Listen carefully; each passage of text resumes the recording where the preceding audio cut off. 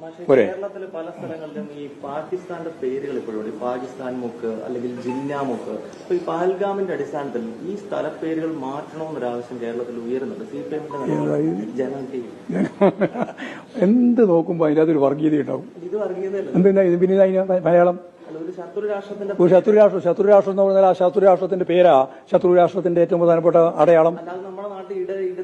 അത് ഉള്ളതെന്തിനാ ഇല്ലാണ്ടാക്കാൻ പോകുന്നതെന്നാണ് ഞാൻ ചോദിക്കുന്നത്. സംഘർഷം ഉണ്ടാക്കാൻ വേണ്ടിയിട്ട് മനസ്സിന്റെ ഉള്ളിൽ ഒരേ ഒരു ഈ വിഷം മാത്രമേ ഉള്ളൂ.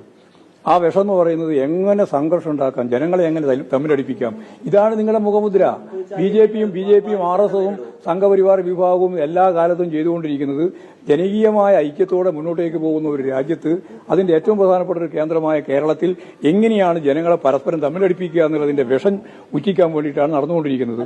അതിന് ഇപ്പോൾ ഈ പറയുന്ന ഭീകരാക്രമത്തെ ഉപയോഗിക്കുകയാണ്. ഭീകരാക്രമത്തെ അതിശക്തിയായിട്ട് എതിർക്കണം.